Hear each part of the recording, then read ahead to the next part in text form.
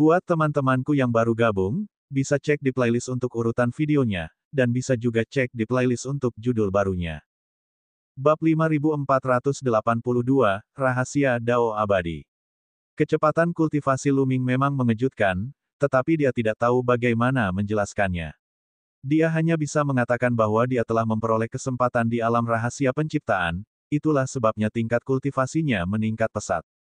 Setelah itu, Luming bertanya kepada Tang Feng dan yang lainnya tentang hal-hal yang harus diperhatikan ketika bersujud di jalan abadi dan membuktikan jalannya untuk menjadi abadi.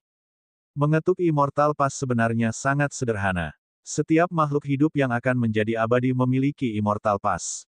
Mereka hanya perlu mengetuknya dengan kekuatan besar. Yang perlu mereka perhatikan adalah integrasi makna mendalam setelah mengetuk Immortal Pass. Tang Feng memulai. Makna yang mendalam. Luming penasaran.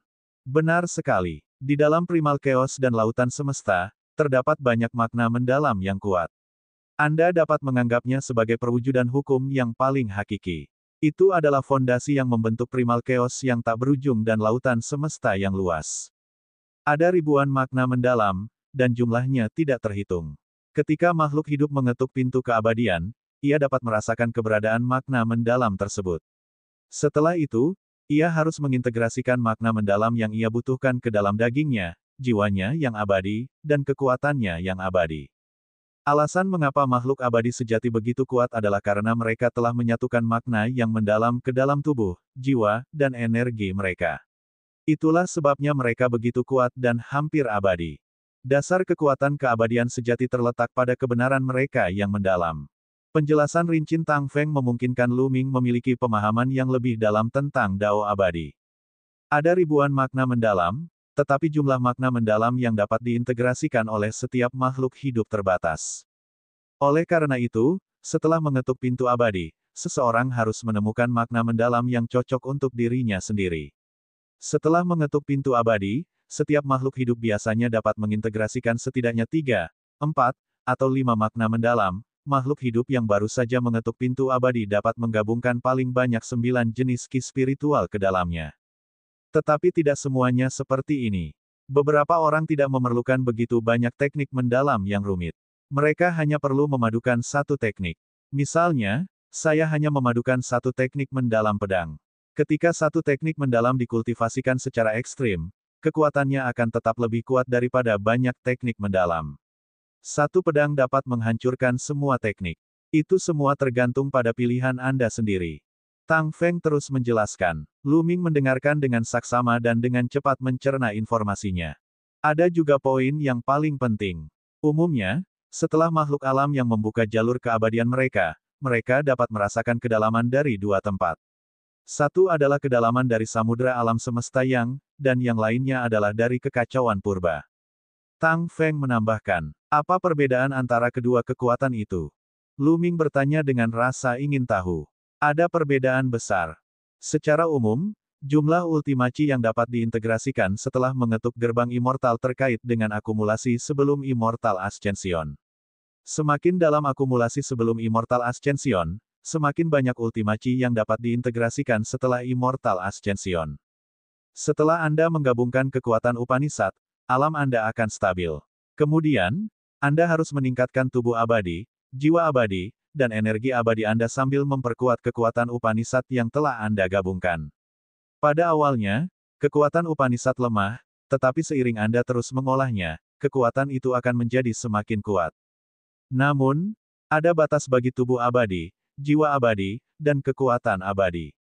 Ketika tubuh abadi, jiwa abadi, dan kekuatan abadi mencapai batasnya, ultimasi tidak dapat terus tumbuh. Pada saat itu, ia harus bertransformasi. Dengan satu transformasi, tubuh abadi, jiwa abadi, dan kekuatan abadi akan meningkat secara dramatis. Dengan cara ini, ultimasi dapat terus tumbuh, dan bahkan lebih banyak ultimasi dapat diintegrasikan.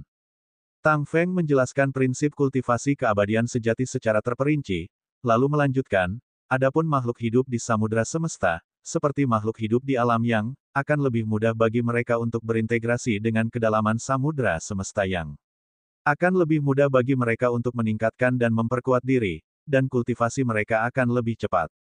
Sedangkan untuk hukum yang menyatu dengan kekacauan primordial, kecepatan pertumbuhannya dan kesulitan menyatu dengannya akan lebih besar lagi. Bahkan, mungkin akan lebih sulit untuk menerobosnya. Jadi, sebagian besar makhluk hidup akan memilih makna mendalam dari samudera semesta. Lu Ming bertanya, benar sekali. Sebagian besar makhluk memilih untuk bergabung dengan kekuatan Upanishad Samudera Semesta, tetapi saya sarankan Anda memilih kekuatan Upanishad Kekacauan. Sebenarnya, kita punya satu pilihan lebih banyak daripada yang lain.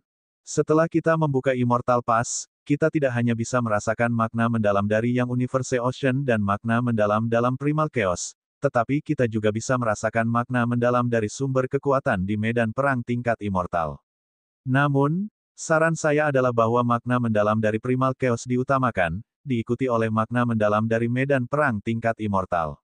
Mengenai makna mendalam dari yang Universe Ocean, kita tidak perlu mempertimbangkannya sama sekali. Kata Tang Feng. Melihat ekspresi bingung Lu Ming, belati terbang di sampingnya tersenyum dan berkata, Lu Ming, baik sumber daya di lautan semesta maupun medan perang tingkat abadi memiliki batasnya. Menurut pengamatan kami, sumber daya di lautan semesta dan medan perang tingkat abadi secara bertahap melemah. Di sisi lain, kekacauan tidak terbatas dan memiliki potensi yang tidak terbatas. Kekacauan benar-benar abadi. Lautan alam semesta melemah. Lu Ming menampakkan ekspresi terkejut. Benar sekali. Itulah yang diceritakan ayahku waktu itu. Dia berkata bahwa sumber kekuatan di lautan alam semesta Yin Yang dan medan perang tingkat abadi semakin melemah dari tahun ke tahun. Cepat atau lambat, sumber kekuatan itu akan mencapai akhir dan runtuh.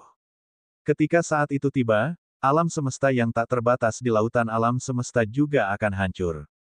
Raja manusia kecil itu menjawab. Ekspresi Lu Ming berubah jelek. Alam semesta besar samudera semesta juga akan hancur. Bukankah itu berarti semua makhluk hidup akan mati? Hahaha, kamu tidak perlu khawatir. Itu hanya teori. Pada kenyataannya, akan butuh waktu lama untuk mencapai tahap itu. Aku tidak tahu seberapa jauh aku dari sekarang. Raja manusia kecil itu terkekeh. Lu Ming juga tersenyum canggung. Ia merasa kekhawatirannya selama ini tidak ada gunanya. Pada saat yang sama, dia telah memutuskan untuk memutuskan makna mendalam mana yang akan dia gabungkan. Kekacauan memberi kekuatan pada Upanishad. Jelas, batas atas kekuatan kekacauan Upanishad lebih tinggi. Dahulu kala, makhluk hidup di medan perang tingkat abadi tidak memiliki samudera semesta, juga tidak memiliki sumber kekuatan itu. Bagaimana mereka berkultivasi? Itu pasti kekuatan kekacauan Upanishad. Setelah itu, Lu Ming berkonsultasi dengan Tang Feng dan yang lainnya mengenai rincian kultivasi sebelum ia mengucapkan selamat tinggal dan pergi. Mengenai apa yang terjadi di alam rahasia penciptaan, Lu Ming tidak banyak bicara. Lebih baik tidak menyebutkan apapun tentang pembuatan komponen senjata abadi. Siapa yang tahu seberapa kuat ras langit biru dan ras langit kuning dan kekuatan magis apa yang mereka miliki. Semakin banyak orang tahu tentang mereka, semakin mudah untuk menyimpulkannya. Oleh karena itu, Lu Ming bahkan tidak menyebutkan kitab suci universal kehampaan untuk saat ini. Dia takut bahwa ras langit kuning tingkat alam semesta akan menyimpulkannya. Bagaimanapun, itu adalah hadiah karena membunuh 6 jenius dari ras langit kuning. Semakin sedikit dia mengungkapkannya, semakin aman dia nantinya. Kita akan membicarakannya jika ada kesempatan di masa mendatang. Setelah mereka pergi, Lu Ming berkumpul kembali dengan Xian Yanxing, Qiu Yue, dan yang lainnya. Di sebuah halaman, Lu Ming duduk bersila dengan sebuah cincin penyimpanan melayang di tangannya. Itu adalah cincin penyimpanan yang ditinggalkan oleh seorang abadi sejati. Dia memperolehnya di gerbang tanah rahasia reinkarnasi. Cincin penyimpanan untuk makhluk abadi sejati memiliki batasan yang kuat. Dulu, Lu Ming tidak cukup kuat dan tidak dapat melanggar batasan tersebut. Akan tetapi, sekarang Lu Ming telah mencapai alam kuasi abadi 9 kesengsaraan, dia bisa mencobanya. Cincin ini sebelumnya disembunyikan di kota abadi tertinggi. Setelah dia kembali ke tanah yang tidak ternoda, kota abadi tertinggi secara otomatis terbang keluar dari kedalaman jalan lumpur kuning.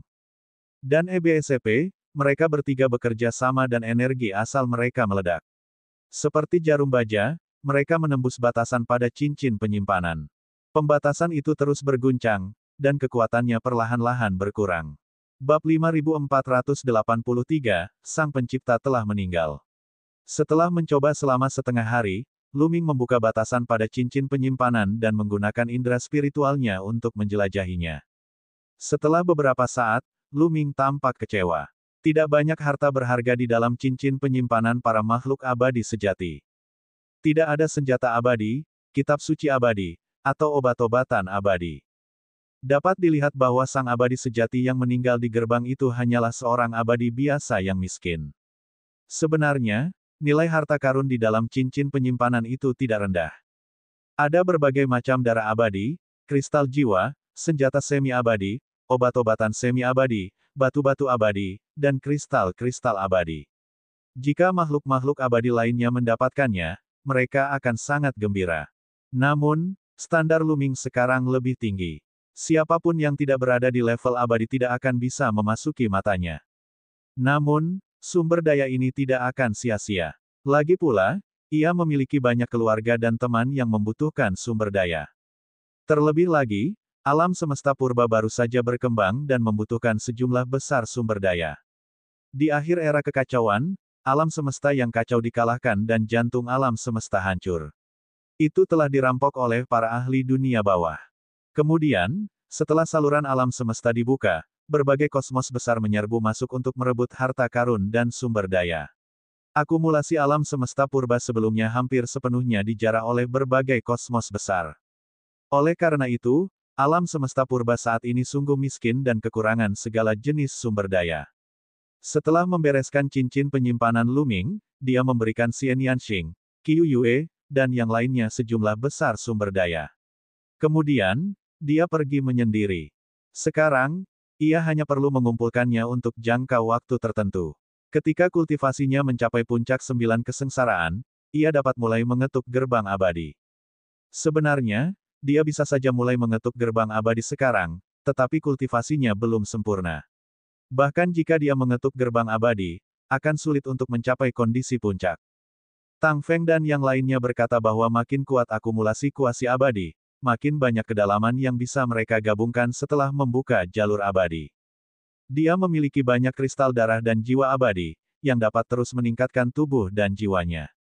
Begitulah, Luming memurnikan darah abadi dan kristal jiwa setiap hari untuk meningkatkan tubuh dan jiwanya. Pada saat yang sama, ia memahami asal-usulnya dan tingkat kultivasinya meningkat dengan mantap. Dalam sekejap mata, 2000 tahun telah berlalu.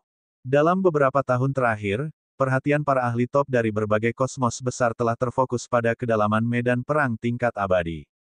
Ada desas-desus bahwa pertempuran di kedalaman medan perang tingkat abadi semakin intens. Dalam beberapa tahun terakhir, banyak raja abadi telah jatuh. Saat ini, hampir semua ahli tingkat atas dari ras langit kuning dan ras langit biru telah memasuki kedalaman medan pertempuran tingkat abadi untuk bertarung demi sesuatu.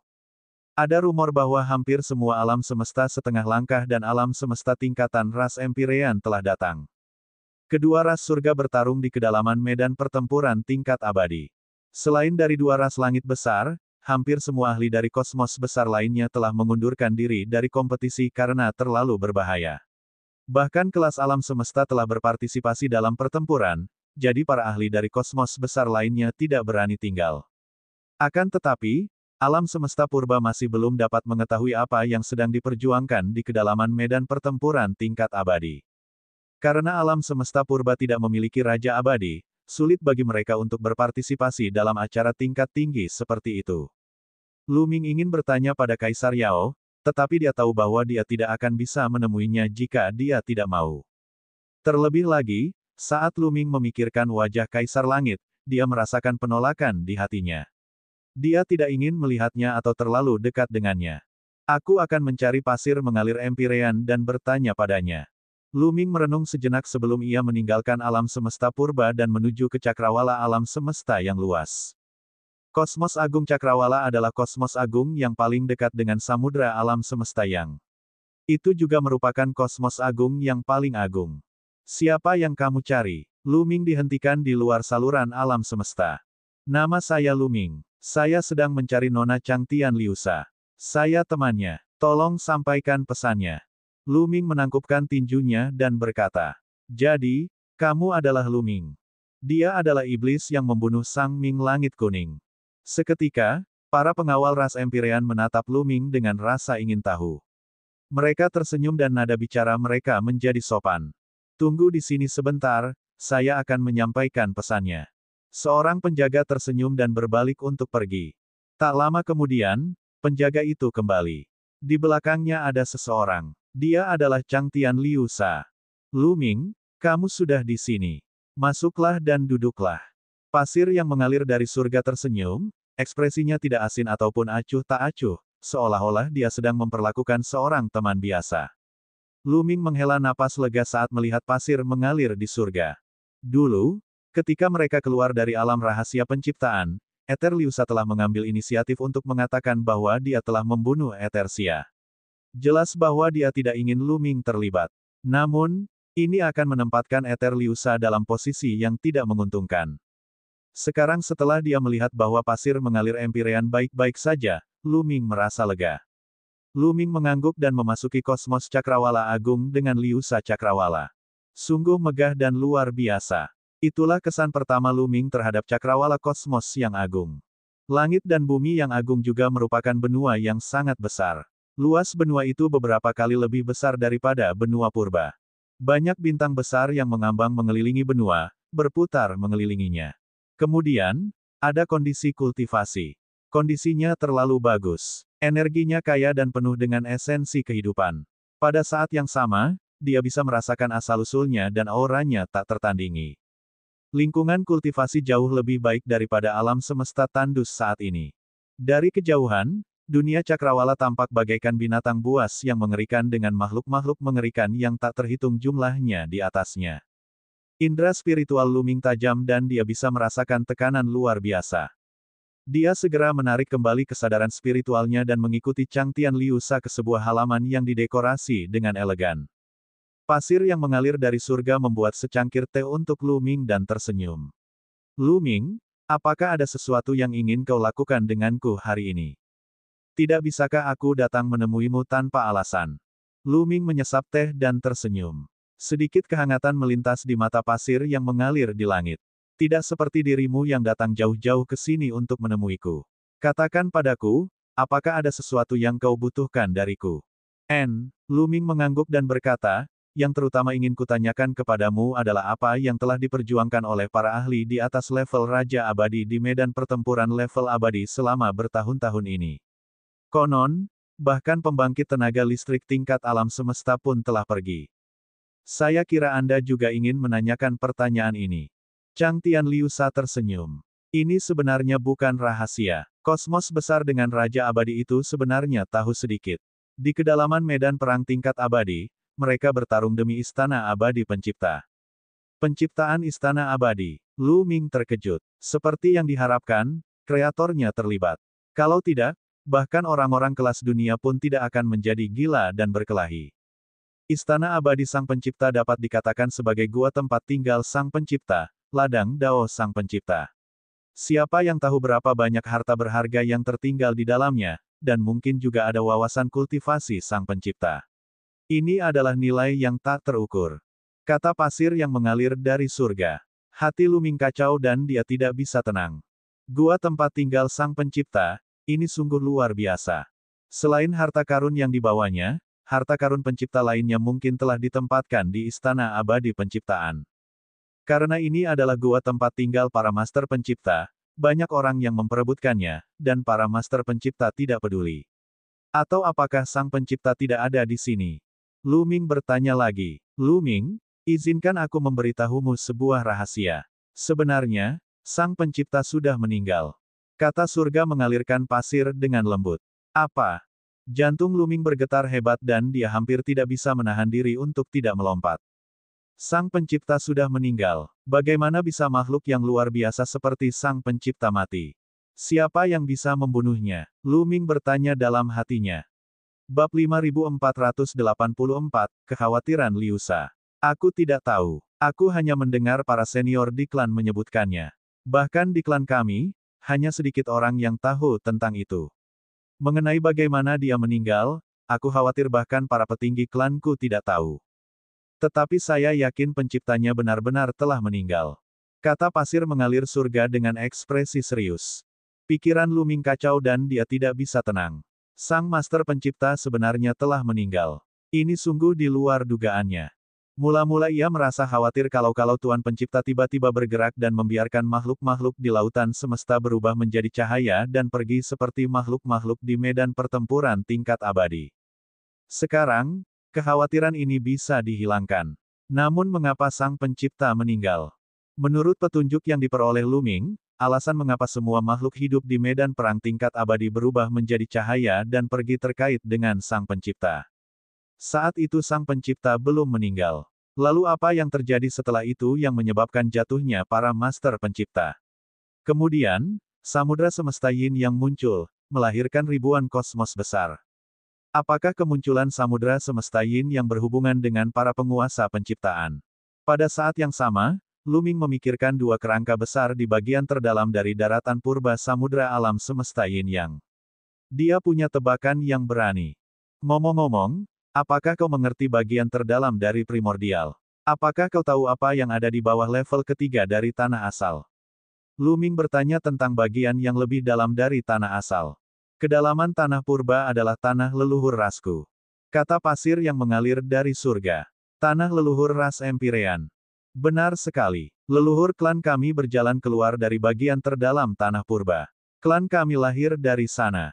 Mengenai apa yang ada di dalamnya, saya tidak yakin karena tidak ada seorang pun yang mampu memasuki bagian terdalam tanah purba selama bertahun-tahun yang tak terhitung jumlahnya, kata tetua itu. Dijelaskan surga mengalir pasir. Aku bahkan tidak bisa memasuki alam semesta setengah langkah dan alam semesta tingkatan. Lu Ming bertanya. Kita tidak bisa. Chang Tian Liu Sa menggelengkan kepalanya dan berkata, dahulu kala, aku tahu bahwa makhluk surgawi dari sukuku, bahkan makhluk surgawi tingkat alam semesta, dapat memasuki bagian terdalam dari tanah asal dan menyerap ki asal. Namun, karena mereka menyerap terlalu banyak, itu menyebabkan kehendak lautan alam semesta melawan. Sejak saat itu, semua makhluk di atas keabadian sejati merasa sulit untuk masuk, dan mereka yang di bawah keabadian sejati tidak dapat masuk. Secara alami, seiring berjalannya waktu, tidak banyak orang yang tahu apa yang ada di dalamnya. Lalu, apakah tidak ada satupun makhluk hidup dao abadi dari kosmos besar lainnya atau alam semesta setengah langkah yang pernah masuk sebelumnya? Lu Ming terus bertanya. Tidak, karena masih terlalu dini bagi kehendak samudra semesta untuk melawan. Pada saat itu, selain ras Empirean, kosmos besar lainnya belum bangkit. Mereka semua sangat lemah. Kudengar pada saat itu, kosmos besar lainnya bahkan tidak memiliki makhluk abadi sejati. Jalur kultivasi mereka sangat kurang. Kemudian, klan sayalah yang menyebarkan semua jenis jalur kultivasi, yang memungkinkan kosmos besar bangkit dengan cepat. Penjelasan tentang pasir mengalir di surga. Sebenarnya seperti ini. Jantung Luming berdebar kencang. Dilihat dari apa yang dilihatnya, selain beberapa eksistensi sangat kuno dari ras Empirean dan para ahli dari seluruh kosmos besar lainnya, tidak seorang pun tahu bahwa ada kerangka di kedalaman tanah asal. Dia hanya bisa memasuki bagian terdalam dari wilayah purba samudra alam semesta yang secara kebetulan dengan bantuan kristal hijau muda. Dia kemudian memperoleh kristal hitam muda dan akhirnya memasuki bagian terdalam dari wilayah purba samudra alam semesta yang. Tanpa kristal semacam itu, dia pasti tidak akan bisa masuk. Kristal hijau muda yang paling awal diberikan kepadanya oleh para senior di alam liar. Misalnya, Raja Manusia Phoenix Suci atau Raja Wanita yang tak tertandingi. Tunggu, Lu Ming tiba-tiba teringat sesuatu. Karena Raja Manusia Phoenix Suci atau Raja Wanita yang tak tertandingi memiliki kristal hijau muda, apakah mereka juga memasuki kedalaman tanah asal dan melihat kerangka itu? Kemudian, bencana dahsyat yang ditimbulkan alam semesta purba, apakah ada hubungannya dengan ini? Itu tidak sepenuhnya mustahil. Lu Ming ingin memberitahu Tang Feng, Raja Manusia Kecil, dan yang lainnya tentang apa yang telah dilihatnya di kedalaman tanah asal. Dia ingin meminta nasihat mereka, tetapi saat memikirkan hal ini, dia memutuskan untuk tidak memberitahu mereka untuk sementara waktu. Jika tebakannya benar, tentu akan mendatangkan malapetaka besar bagi tanah suci itu. Namun, setelah dipikir-pikir lagi, Lu Ming merasa ada sesuatu yang tidak beres. Kalau penghancuran tanah tak ternoda itu benar-benar ada kaitannya dengan hal ini, maka para petinggi tanah tak ternoda itu tidak akan memberinya kristal hijau muda itu. Lu Ming memiliki banyak keraguan dalam hatinya namun dia hanya bisa menekannya dalam hatinya. Kemudian, Lu Ming bertanya tentang sumber kekuatan di medan perang tingkat keabadian dan bagaimana makhluk hidup di medan perang tingkat keabadian itu bisa mati. Firmamen Liusa menggelengkan kepalanya, mengatakan bahwa dia juga tidak begitu jelas. Meskipun dia sangat berbakat, kultivasinya masih rendah. Di ras Empyrean, dia jauh dari orang tingkat tinggi, jadi dia hanya tahu sedikit rahasia. Apa yang diketahuinya berasal dari keluarga dekatnya. Lu Ming, situasi saat ini sangat sulit. Kudengar 6 jenius tingkat ke-6 dari ras langit kuning meninggal di alam rahasia penciptaan. Para kultivator alam semesta setengah langkah dan tingkat alam semesta dari ras langit kuning sangat marah. Beberapa kultivator tingkat alam semesta bahkan mencoba menyimpulkan pembunuh yang sebenarnya. Namun, karena tidak ada saksi dan kekuatan penciptaan di alam rahasia penciptaan merupakan penghalang, kesimpulan itu tidak berhasil. Namun, aku khawatir banyak ahli dari ras langit kuning tidak akan membiarkan ini begitu saja. Chang Tianliusa memperingatkan dengan ekspresi serius. Dia jelas telah menebak siapa yang membunuh 6 jenius dari ras langit kuning. Dia telah melihat dengan mata kepalanya sendiri bagaimana Lu Ming telah menghancurkan Sue Bian dan Chang Tianxia. Di lautan semesta yang luas, selain Lu Ming, tak seorang pun yang mampu membunuh ke-6 monster penghancur 6 itu. Lu Ming tidak berekspresi. Dia tidak mengatakan apa-apa dan pura-pura tidak tahu. Selain itu, ras langit biru dan ras langit kuning sedang memperebutkan istana abadi penciptaan. Hubungan mereka telah mencapai titik paling serius dalam sejarah. Tidak seorang pun tahu apa yang akan terjadi di masa depan. Saya khawatir lautan semesta tidak akan damai di masa depan. Kita harus kuat untuk melindungi diri kita sendiri. Saya akan segera mengasingkan diri untuk fokus pada Dao Abadi. Anda harus memasuki Dao Abadi sesegera mungkin untuk melindungi diri Anda sendiri. Pasir yang mengalir dari surga memperingatkan lagi. Terima kasih banyak. Lu Ming mengangguk dengan serius. Mereka berdua mengobrol sebentar lagi sebelum Lu Ming bangkit dan pergi. Secercah keengganan melintas di mata Sen yang mengalir, tetapi dia tidak banyak bicara. Lu Ming kembali ke alam semesta yang sunyi dengan hati yang berat. Perjalanan ini tidak sia-sia. Setidaknya dia tahu banyak rahasia, tetapi dia juga merasakan tekanan besar dan kekuatannya tidak cukup. Lu Ming berencana pergi ke medan perang tingkat abadi untuk berkultivasi. Dia memang lebih cocok untuk medan perang tingkat abadi. Kecepatan kultivasinya di sana jauh lebih cepat daripada di alam semesta purba, tetapi dia mencapai puncak kesusahan ke-9 bahkan lebih cepat dan mulai mengetuk lintasan abadi. Setelah mengucapkan selamat tinggal kepada semua orang, Lu Ming berangkat ke medan perang tingkat abadi. Lu Ming, aku akan menjalani kesengsaraan abadiku. Qiu terbang dengan penuh semangat begitu tiba di medan perang tingkat abadi. Kala itu, Qiu telah menghabiskan banyak energinya untuk memurnikan 4 komponen senjata abadi pencipta secara berturut-turut, dan perlahan-lahan telah menebusnya selama bertahun-tahun. Beberapa tahun yang lalu, ia akhirnya menebusnya. Ketika ia akhirnya menerima umpan balik, kultivasinya telah maju pesat. Bab 5485, Serangan Abadi Sejati. Lu Ming membawa Qiu ke tempat tersembunyi dan Qiu memulai transendensi kesengsaraannya. Ledakan, ledakan, ledakan, petir menyambar, dan sambaran petir kesengsaraan menyambar terus-menerus, namun Qiu dengan mudah menahan semuanya. Setelah menyempurnakan jejak augmen senjata abadi ciptaan, tubuh Qiu memiliki jejak karakteristik augmen senjata abadi ciptaan. Kekuatannya menjadi lebih kuat, dan pertahanannya menjadi lebih tidak normal. Kesengsaraan petir ini tidak lagi membahayakannya. Bahkan jika itu adalah 18 petir yang paling kuat.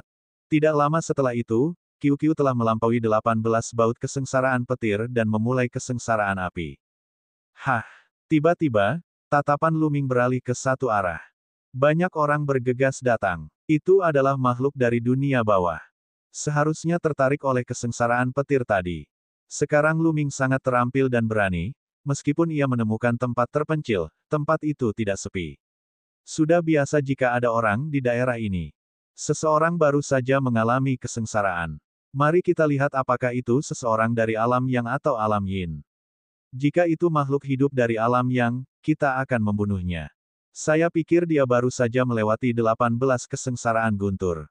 Dia pasti seorang jenius yang tak tertandingi. Sekarang, dia harus menghadapi kesengsaraan api. Dia tidak punya kekuatan untuk melawan. Orang-orang ini berbicara secara rahasia, mata mereka menyala dengan penuh gairah. Kemudian, mereka melihat Lu Ming dan Qiu Qiu. Dia orang dari alam yang. Hanya ada satu orang yang menjaga mereka. Bunuh mereka. Orang-orang ini jelas tidak mengenali Lu Ming. Ketika mereka melihat Lu Ming sendirian, mereka bergegas menghampiri. Faktanya, orang-orang ini tidak lemah. 3 dari mereka adalah makhluk abadi tingkat ke-9, sementara sisanya adalah makhluk abadi tingkat ke-8 atau ke-7. Kamu mencari kematian, Lu Ming bergumam. Dia tidak bergerak, tetapi menjentikkan jarinya dan cahaya tombak pun meledak.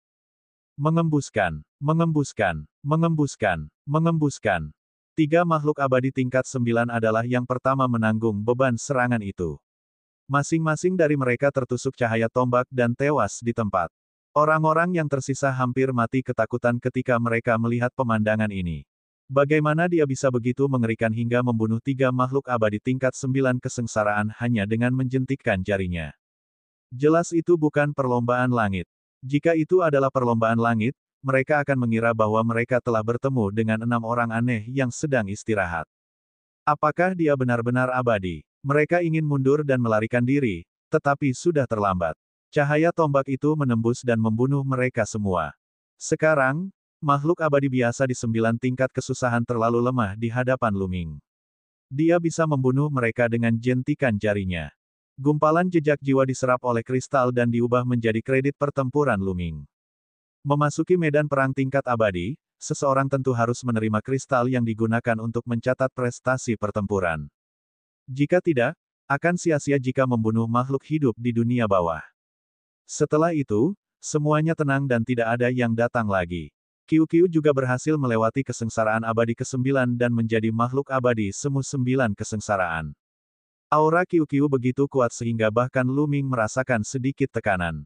Dia khawatir tidak banyak dewa 9 kesengsaraan yang bisa menandingi Qiu Qiu. Di masa mendatang, seiring Qiu Qiu menyempurnakan semakin banyak komponen senjata abadi penciptaan, kekuatan tempurnya akan meningkat. Lu Ming tidak dapat menahan diri untuk bergumam bahwa tidaklah baik apabila dia tidak sebanding dengan Qiu Qiu dalam pertarungan setingkat itu. Qiu Qiu berubah menjadi gelang dan memakainya di tangan Lu Ming. Sosok Lu Ming melintas dan dia meninggalkan tempat itu. Dia ingin mencari kota utama, lalu berkultivasi di kota utama tersebut dalam waktu lama untuk meningkatkan kultivasinya ke puncak kesusahan ke-9 sesegera mungkin. Kali ini, dia tidak membiarkan Xian Yanxing dan yang lainnya datang karena Lu Ming sedang berkultivasi dalam pengasingan dan tidak punya waktu untuk melindungi mereka secara diam-diam. Sepanjang perjalanan, Lu Ming tidak menemui satupun Xenogeneik, yang membuatnya terkejut. Di masa lalu, ketika Lu Ming berada di medan perang tingkat abadi, ia sering menghadapi serangan dari mutan. Dia menduga bahwa mungkin dia terlalu kuat, jauh lebih kuat daripada orang biasa. Para Xenogeneik itu dapat merasakannya dan tahu bahwa mereka tidak dapat melakukan apapun padanya, jadi mereka tidak muncul. Tidak lama kemudian, Lu Ming menemukan kota utama dan menetap di sana. Ia fokus berkultivasi dalam pengasingan. Waktu berlalu dengan cepat, tahun demi tahun. Kecepatan peningkatan Qiu Qiu sangat mengejutkan. Umpan balik dari penyempurnaan komponen senjata abadi tingkat penciptaan menunjukkan bahwa kultivasinya telah dengan cepat melampaui Lu Ming dan sedang menuju puncak kesengsaraan ke-9. Namun, Lu Ming juga tidak lambat. Di medan perang tingkat abadi, kecepatan Lu Ming memahami asal-usul juga meningkat pesat. Pada saat yang sama, ia juga memurnikan darah abadi dan kristal jiwa setiap hari serta mempelajari kitab suci abadi. Hari-harinya sangat memuaskan. Dalam sekejap mata, Lu Ming telah berada di medan perang tingkat abadi selama hampir 10.000 tahun. Tingkat kultivasi Lu Ming terus meningkat dan dia mendekati puncak kesengsaraan ke-9. Terlebih lagi, setelah bertahun-tahun berkultivasi, aspek-aspek lainnya juga telah meningkat. Kekuatan tempurnya sedikit lebih kuat daripada saat ia baru saja menembus kesengsaraan ke-9. Suatu hari, Lu Ming sedang berkultivasi ketika dia tiba-tiba merasakan tekanan berat datang dari langit. Pada saat yang sama, perasaan bahaya yang mengerikan datang dari langit. Asyik, di pergelangan tangannya, Qiu Qiu juga bergetar, seolah-olah merasakan sesuatu. Apa yang sedang terjadi? Sosok Lu Ming melesat keluar dari tempat persembunyiannya, menatap ke langit. Ketika dia mendongak, dia melihat cahaya yang menyilaukan. Itu adalah cahaya bilah. Cahaya pedang yang mengerikan berhamburan dari langit dan menebas ke bawah. Serangan musuh. Apa yang terjadi? Bagaimana musuh tiba-tiba muncul di atas kita tanpa ada yang menyadarinya? Sungguh cahaya pedang yang mengerikan. Ayo pergi. Di kota utama, terdengar gemuruh kemarahan saat sosok-sosok berkelebat dan melarikan diri. Namun, kecepatan cahaya bilah itu terlalu cepat dan turun dalam sekejap. Petik 1. Serangkaian teriakan terdengar. Tidak peduli apakah itu 7 kesengsaraan, 8 kesengsaraan, atau bahkan 9 kesengsaraan, mereka tidak memiliki kekuatan untuk melawan. Selama mereka dipotong oleh cahaya pedang, mereka akan langsung mati. Asyik, seberkas cahaya pedang menebas Lu Ming. Lu Ming mundur dengan cepat dan menghindari kilatan pedang itu dengan jarak seujung rambut. Kemudian, dia melihat 4 sosok berdiri di langit. Keempat sosok itu diselimuti cahaya surgawi dan aura mereka mengerikan. Benar-benar abadi. Keempat sosok di langit itu jelas merupakan makhluk abadi dari dunia bawah. Dewa sejati dari dunia bawah benar-benar menyerang mereka, para dewa semu. Ini jelas melanggar aturan tak tertulis dari kedua dunia dan merusak keseimbangan rapuh antara kedua belah pihak. Apakah dia tidak takut akan balas dendam dari dunia yang? Atau apakah itu karena ras langit kuning telah mengirim seorang abadi sejati untuk membunuhnya setelah dia membunuh 6 jenius terobosan ras langit kuning? Itu benar-benar makhluk abadi dari dunia bawah. Sialan, maju terus. Laporkan ini ke atasan dan biarkan para abadi sejati alam yang kita bunuh untuk kembali. Banyak orang bergegas keluar kota, dan beberapa bergegas ke formasi teleportasi di kota utama, mencoba meninggalkan medan perang tingkat abadi. Namun, area formasi teleportasi telah terkunci rapat. Begitu seseorang menyerbu ke sana, akan ada cahaya pedang mengerikan yang akan menebas, membunuh siapapun yang mendekat. Pada saat yang sama, orang-orang yang bergegas keluar kota juga diserang.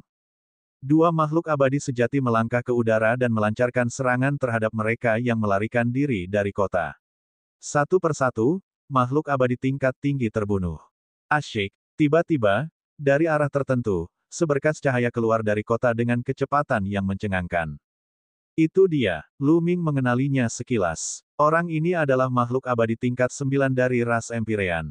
Meskipun dia bukan bakat monster tingkat 6, dia tetaplah seorang master tingkat atas, yang mendekati keberadaan tingkat 6. Para ahli ras Empyrean, silakan saja, bunuh. Seorang abadi sejati dari dunia bawah berteriak dingin. Dia mengulurkan tangannya dan sebuah tangan besar terbentuk. Tangan itu menutupi langit dan meraih ahli dari ras langit. Bab 5486, Melawan Keabadian Sejati. Sang abadi sejati melancarkan gerakannya. Sebuah tangan besar mencengkeram penguasa klan langit yang luas. Tangan itu menutupi langit dan matahari, membuatnya mustahil untuk melarikan diri. Jika kalian, para dewa sejati, berani bertindak, tunggu saja pembalasan dendam kami. Dewa langit tingkat 9 yang hampir abadi itu meraung dan melawan dengan sekuat tenaga. Sebuah samudera semesta yang besar muncul, dan sebuah sosok mengembun di dalamnya. Dia melambaikan tangannya dan menamparkan tangan besar dari dewa sejati dari dunia bawah. Pada saat yang sama, dia juga mengeluarkan sinar pedang yang mengejutkan. Namun, semua ini hancur oleh tangan abadi sejati. Tangan itu meraih makhluk abadi tingkat 9 dari ras langit dan menghancurkannya. Orang-orang ini gila. Di kota utama, para dewa semu dari alam yang merasakan hawa dingin di hati mereka. Dewa-dewi sejati dari dunia bawah bahkan telah membunuh monster dari suku Changtian. Ini pasti akan menyebabkan suku Changtian membalas dendam, tetapi itu juga berarti bahwa mereka berada dalam situasi yang sangat berbahaya. Dewa-dewi sejati ini jelas sedang melakukan pembunuhan besar-besaran dan tidak akan membiarkan siapapun pergi. Ayo serang ke segala arah. Kita masih punya kesempatan. Kalau tidak, kita semua akan mati. Lu Ming meraung. Dia menggunakan energi asalnya untuk mengirimkan suaranya keluar dan suaranya bergema di seluruh kota utama. Dia hanya akan mempunyai kesempatan melarikan diri jika semua orang melarikan diri bersama-sama. Formasi teleportasi jelas tidak mungkin. Dia diawasi dengan ketat. Hanya dengan bergegas keluar kota dan menuju daratan luas di luar, dia akan memiliki kesempatan untuk bertahan hidup. Mengenakan biaya, berangkatlah dan pergilah ke kota-kota utama lainnya. Banyak orang menggeram dan bergegas ke segala arah di kota. Lu Ming adalah salah satunya. Ini adalah kesempatan baginya untuk melarikan diri dari kekacauan. Hari ini, kalian semua akan mati. Tidak ada satupun dari kalian yang bisa pergi. Membunuh. Para dewa sejati dari dunia bawah berkata dengan dingin. Dengan lambaian tangan mereka, aura pedang menyapu langit. Setiap serangan dari makhluk abadi sejati mengandung kekuatan makhluk abadi sejati. Setiap cahaya bilah pedang sangat mengerikan dan dapat dengan mudah membunuh makhluk abadi tingkat 9. Darah berceceran di mana-mana, dan tangisan memilukan terdengar. Orang-orang terus-menerus terbunuh, dan darah mewarnai langit. Asyik, ada juga seberkas cahaya pedang yang menebas Lu Ming dengan kecepatan yang sangat cepat.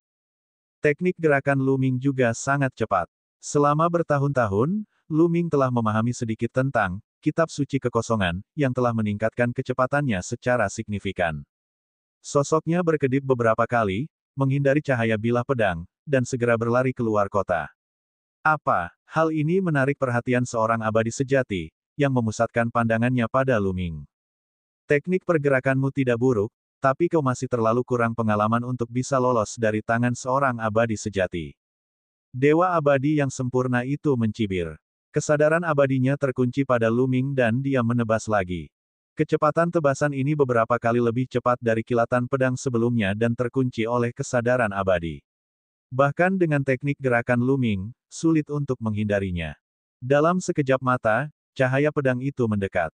Lu Ming mengeluarkan tombak panjangnya dan mengayunkannya, mengenai kilatan pedang.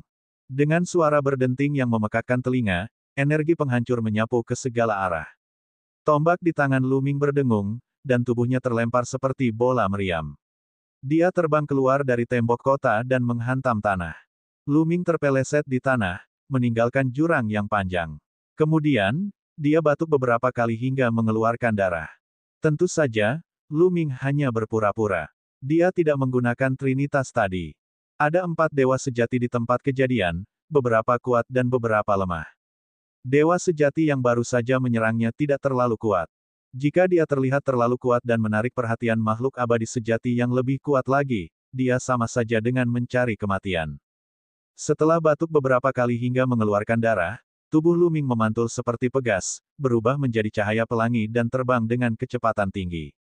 Dia sebenarnya tidak mati. Dewa abadi yang telah menyerang Lu Ming tampak berusia 30-an. Ada tanduk hitam seperti besi tumbuh di antara kedua alisnya. Ekspresinya sangat dingin. Dia adalah makhluk abadi sejati, tetapi dia bahkan tidak dapat membunuh makhluk setengah abadi setelah beberapa kali serangan. Hal ini membuatnya kehilangan muka. Anak ini tampaknya monster. Aku akan membunuhnya, kata dewa sejati bertanduk tunggal itu. Dia melangkah maju dan mengejar Lu Ming. Lu Ming membaca kitab suci kekosongan dengan kecepatan yang sangat cepat. Dalam sekejap, dia telah menempuh jarak ribuan mil dan berada jauh dari kota utama. Namun, orang yang benar-benar abadi itu jelas lebih cepat. Dia dengan cepat menutup jarak antara dirinya dan Lu Ming. 3 dalam 1. Melihat bahwa dia berada jauh dari kota utama dan ada seorang abadi sejati di belakangnya, Lu Ming tidak lagi bersembunyi. Dia mengaktifkan Trinitas dan menggabungkan kekuatan ketiga tubuh, yang meningkatkan kecepatannya secara signifikan. Dia bahkan lebih cepat daripada abadi sejati bertanduk tunggal. Anak ini telah menyembunyikan kekuatannya sebelumnya. Dia adalah makhluk abadi tingkat 9, dan dia memiliki kekuatan seperti itu. Kita tidak bisa membiarkannya hidup. Mata abadi sejati bertanduk tunggal itu dingin. Energi abadinya melonjak, dan auranya terus meningkat. Kecepatannya juga meningkat, dan dia tidak lebih lambat dari Lu Ming. 10 menit kemudian, mereka berdua sudah terbang jauh. Sudah hampir waktunya. Kilatan dingin melintas di mata Lu Ming. Ia tiba-tiba berhenti dan berbalik menghadap sang dewa sejati bertanduk tunggal. Bocah, kau tidak akan lari lagi. Kau tahu kau tidak bisa melarikan diri. Dewa sejati bertanduk tunggal itu tersenyum dingin. Dengan lambaian tangannya, cahaya pedang yang mengerikan menebas ke arah Lu Ming. Cahaya bilah pedang itu amat menyilaukan, seakan-akan dapat membelah langit dan bumi, serta membelah kehampaan. Kali ini, dewa sejati bertanduk tunggal itu tidak menahan diri. Dia telah menemukan bahwa Lu Ming telah menyembunyikan kekuatannya dan tahu bahwa Lu Ming jauh dari seorang dewa semu biasa. Mari kita lihat seberapa kuat seorang abadi sejati. Lu Ming tidak mundur. Sebaliknya, ia maju dengan sedikit kegembiraan di wajahnya. Ia mengaktifkan Trinitas secara ekstrim. Daging dan jiwanya menyatu saat ia mengaktifkan teknik tombak jari. Ia meraih udara dengan kedua tangan dan 10 aura tombak besar terbentuk. Masing-masing seperti pilar yang menopang langit.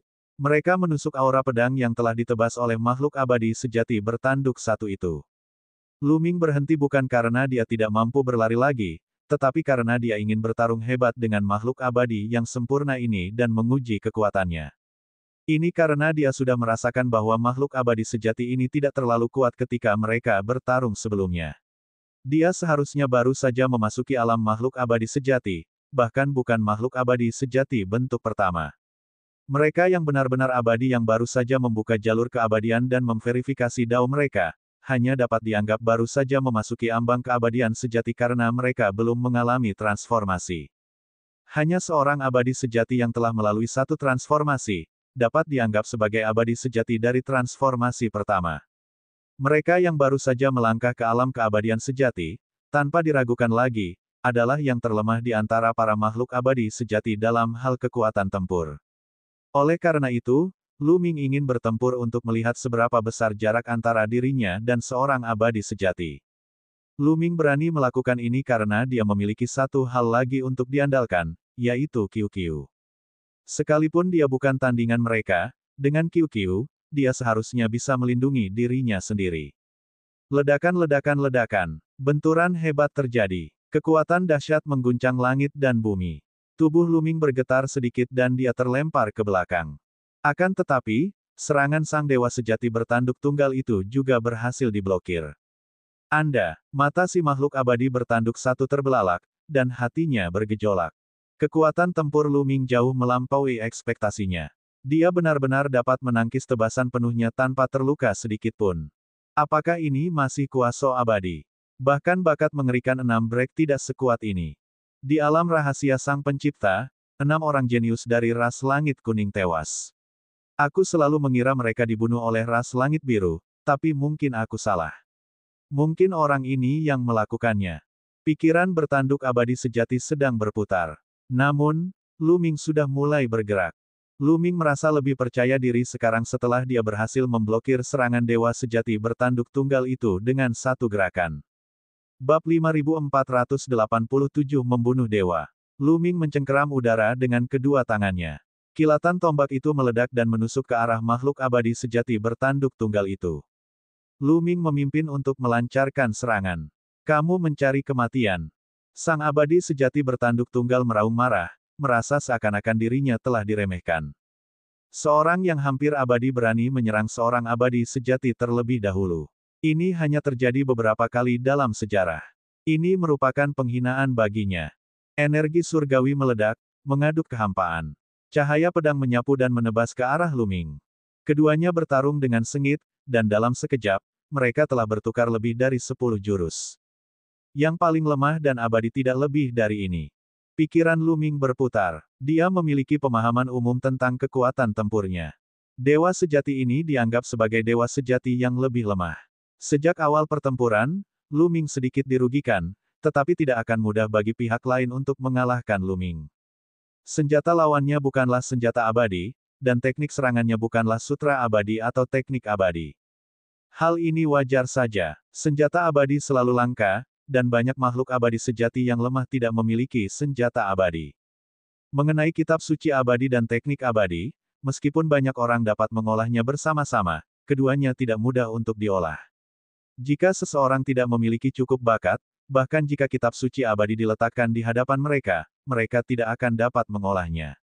Orang ini sepenuhnya mengandalkan energi surgawinya yang kuat dan tak tertandingi. Energi surgawi jauh lebih kuat daripada energi asal. Energi itu dikenal sebagai energi terkuat di dunia. Energi itu bukan hanya untuk pamer.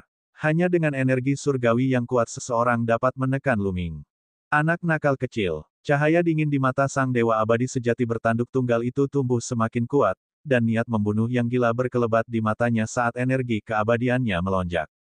Momentum pedangnya tiba-tiba berubah. Tampaknya lebih lambat dari sebelumnya, tetapi kulit Lu Ming terasa perih. Dia merasakan krisis yang hebat. Teknik pedang mengaum harimau, membunuh dengan mengaum. Dewa sejati bertanduk tunggal itu menggeram. Pedangnya, yang tadinya melambat, tiba-tiba melaju kencang. Cahaya pedang meledak, mengembun menjadi seekor harimau ganas yang menerkam Luming. Teknik surgawi. Mata Luming menyipit dan dia mundur dengan cepat. Dia terus-menerus meraih dengan kedua tangan dan menembakkan cahaya tombak. Pada saat yang sama, dia mengaktifkan diagram Dao yang tak terhitung jumlahnya dan melemparkan semua jenis teknik kuasi abadi secara berurutan. Pedang penakluk surgawi, buku petunjuk pedang pembunuh bintang, buku petunjuk pedang 9 kesengsaraan, buku petunjuk pedang pengangkat angin.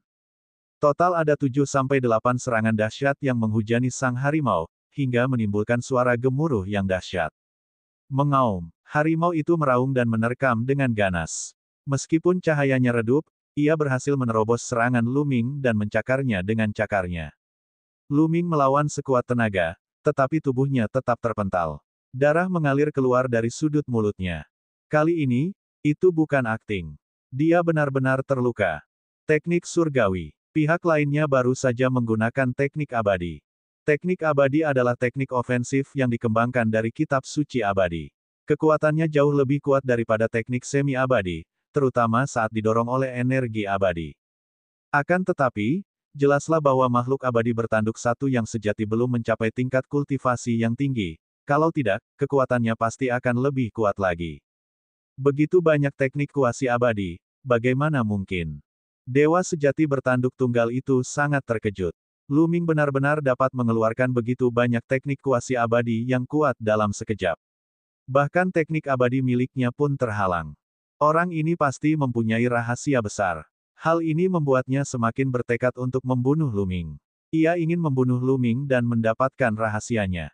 Teknik pedang mengaum harimau, membunuh dengan mengaum. Sang abadi sejati bertanduk tunggal terus mengaktifkan teknik pedang mengaum harimau, dan energi abadinya melonjak ke arah pedang itu bagaikan gelombang pasang. Kaca. Pada saat ini, pedang di tangan Dewa Sejati bertanduk satu mengeluarkan suara retak dan retakan pun muncul di sana. Pedang itu hampir tidak dapat menahannya. Kekuatan teknik abadi terlalu kuat. Meskipun Dewa Sejati bertanduk satu belum menguasainya, kekuatan teknik abadi masih melampaui batas yang dapat ditanggung oleh senjata semi-abadi. Senjata kuasi abadi milik si bertanduk satu yang benar-benar abadi tidak dapat menahan penggunaan teknik abadi yang terus-menerus. Mengaum. Pada akhirnya, seekor harimau ganas lain terbentuk dan menerkam Luming. Luming menyerang dengan sekuat tenaga. Berbagai teknik semi-abadi meledak dan membombardir harimau. Pada akhirnya, ia membayar harga dengan sedikit cedera untuk menghentikan harimau. Kali ini, Luming tidak mundur. Sebaliknya, ia maju. Setelah menghalangi harimau, ia melangkah ke udara dan bergegas menuju makhluk abadi sejati bertanduk tunggal untuk melancarkan serangan balik. Kau sedang mencari kematian. Apa kau pikir aku hanya punya senjata yang hampir abadi? Dewa sejati bertanduk tunggal itu berteriak. Dia telah mengganti pedang di tangannya dan terus menyerang dengan mantra abadi, melawan Luming. Pada saat Luming melancarkan gerakannya, Qiu-Qiu telah terbang keluar dan berubah wujud menjadi pedang Raja Manusia, menebas sang dewa sejati bertanduk tunggal. Awalnya, makhluk abadi sejati bertanduk tunggal itu tidak peduli, mengira bahwa makhluk itu hanyalah makhluk abadi biasa dengan 9 kesengsaraan. Saat ia membuka dan menutup matanya, dua lampu pedang melesat keluar dan menebas Qiu-Qiu. Tetapi ketika cahaya bilah pedang dan pedang perang yang diubah Qiu-Qiu bertabrakan, dia tahu dirinya salah. Dengan bunyi, puff cahaya bilah yang ditembakkan oleh makhluk abadi sejati bertanduk satu hancur berkeping-keping. Pedang tempur yang telah diubah Qiu-Qiu tidak berhenti, dan dengan kecepatan yang sangat mencengangkan, pedang itu memotong makhluk abadi sejati bertanduk satu dalam sekejap. Dengan bunyi plop, makhluk abadi bertanduk satu itu terdorong mundur. Luka pedang yang mengerikan muncul di tubuhnya, memanjang dari dada hingga perutnya, dan darah menyembur keluar. Membunuh, mati, teriak Luming. Memanfaatkan kelemahannya, ia melancarkan badai serangan. Semua jenis teknik kuasi abadi yang kuat dicurahkan pada makhluk abadi sejati bertanduk tunggal seperti tetesan air hujan. Sementara itu, tubuh Qiu-Qiu mulai menggeliat. Ia mengubah bentuknya. Pada akhirnya, Qiu-Qiu berubah menjadi bentuk yang aneh. Itu tidak tampak seperti senjata apapun, tetapi lebih seperti sudut suatu senjata, dengan pola-pola kuno muncul di atasnya. Ini adalah sebuah komponen senjata surgawi ciptaan. Hati Luming tergerak. Apakah QQ mencoba menciptakan senjata abadi? Namun, jelas bahwa QQ telah gagal dan hanya berhasil mengembangkan sudut. Namun, pada saat berikutnya, sudut tempat QQ berubah bersinar. Cahaya itu meluas, dan akhirnya, penampakan senjata lengkap muncul. Tentu saja, yang memanjang keluar semuanya ilusi dan tidak nyata. Mereka hanya terkondensasi dari cahaya. Nampak seperti pedang perang, dengan bilah yang lebar dan besar. Mungkinkah ini bentuk nyata penciptaan senjata abadi?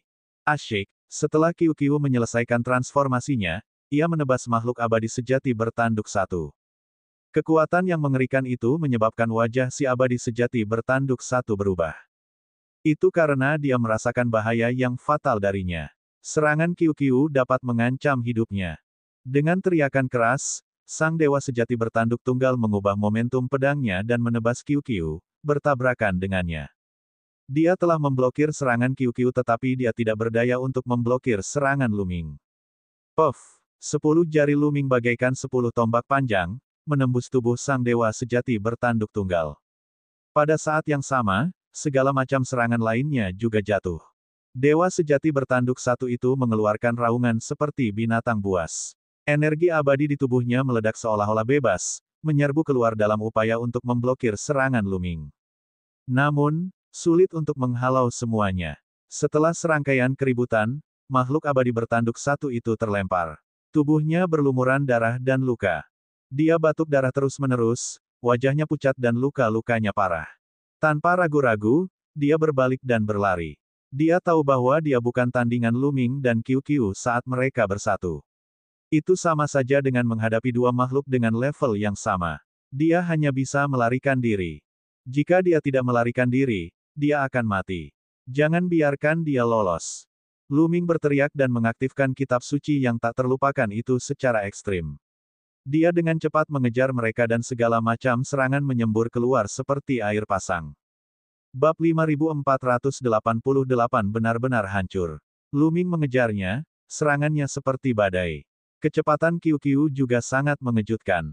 Dalam sekejap, ia berhasil menyusul makhluk abadi sejati bertanduk tunggal dan menebasnya. Dewa sejati bertanduk tunggal itu meraung dan berbalik untuk menghalangi tubuhnya yang terluka. Dia tidak dalam kondisi terbaiknya dan tidak dapat menahan serangan gabungan Luming dan QQ. Aduh! QQ menebas ke bawah, luka mengerikan lainnya muncul di tubuh makhluk abadi sejati bertanduk satu. Yang membuatnya takut adalah luka-luka yang ditinggalkan QQ di tubuhnya mengandung kekuatan khusus dan sangat mengerikan yang dapat terus-menerus menghancurkan tubuh abadi dan jiwa abadinya. Tubuh abadi dan jiwa abadi dikatakan abadi dan sangat sulit dihancurkan. Vitalitas mereka sangat kuat dan mereka dapat pulih dengan cepat. Meskipun serangan Luming sangat mengejutkan dan dapat menembus tubuh abadinya, ia dapat terus memperbaikinya. Namun, sulit baginya untuk memperbaiki serangan QQ. Kekuatan yang tersisa masih menghancurkan tubuh abadi dan jiwa abadinya. Itu adalah hal yang amat menakutkan. Dia tidak punya pilihan selain menyalurkan sejumlah besar energi surgawi untuk menekan kekuatan ini. Akan tetapi, dalam keadaan seperti itu, membagi kekuasaannya tetap saja merupakan tindakan mengundang kematian.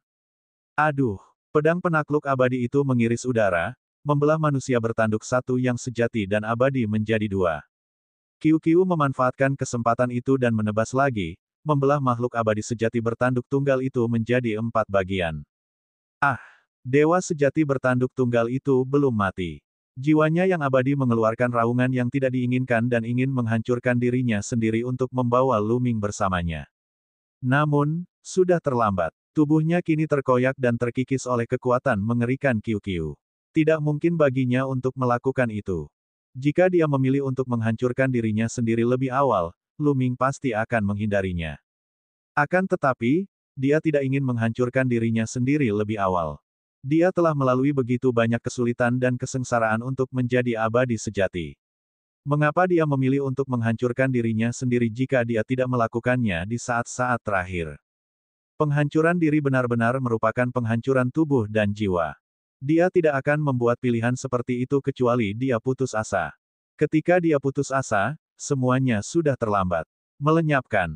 Mati, teriak Luming dingin. Segala macam serangan berhamburan dan menyelimuti makhluk abadi sejati bertanduk tunggal itu, mencoba menghancurkannya sepenuhnya. Sebaliknya, QQ tidak dapat bertahan lebih lama lagi setelah tebasan kuat lainnya. Ia berubah kembali ke bentuk aslinya dan mendarat di pergelangan tangan Luming. Luming, aku sudah menghabiskan terlalu banyak energi dalam wujud pencipta senjata abadiku.